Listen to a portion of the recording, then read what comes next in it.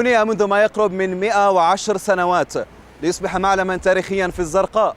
ذلك هو مسجد الشيشان الذي بني في بادئ الأمر من الطين وشجر الحور والصفصاف الذي كان يزرع على ضفاف سيل الزرقاء، إلى أن توسعت المدينة وتوسع معها بناء ذلك المسجد.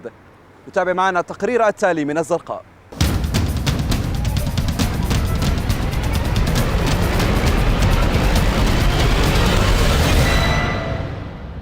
الله أكبر. 110 سنوات مرت على بناء مسجد أبي بكر الصديق، والذي اشتهر بمسجد الشيشان في مدينة الزرقاء، ويعتبر هذا المسجد أقدم مسجد في المدينة.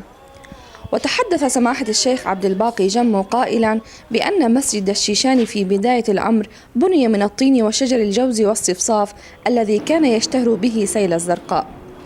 وقال بأن المسجد كان يمتلئ بالمصلين، ومن يتغيب منهم يدفع صاعا من القمح أو الشعير أو كمية من الخضار تؤخذ وتوزع على المحتاجين والأرامل والأيتام. أول ما أقاموا ظل لمسجد من القصب والصفصاف والحور، وهذا في أواخر عام 1901،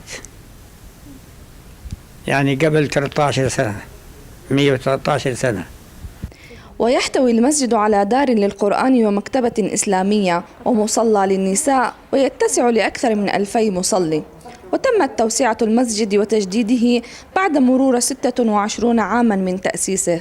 ومر على المسجد عدة أئمة تسلمت مهام المسجد إلى أن مر بسماحة الشيخ عبد الباقي جمو إلى أن وصل به الحال الآن وبقي بدون إمام.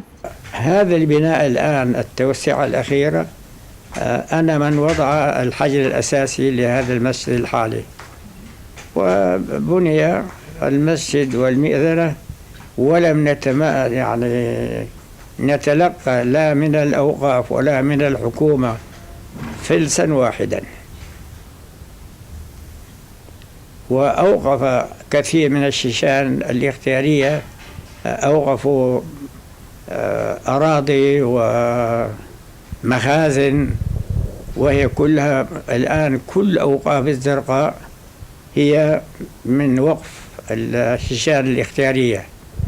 ومع هذا هذا المسجد ليس فيه إمام، ليس فيه إمام، بدون إمام اللي بيحضر بإم، ولذلك بيكون في خلافات كثيرة جدا.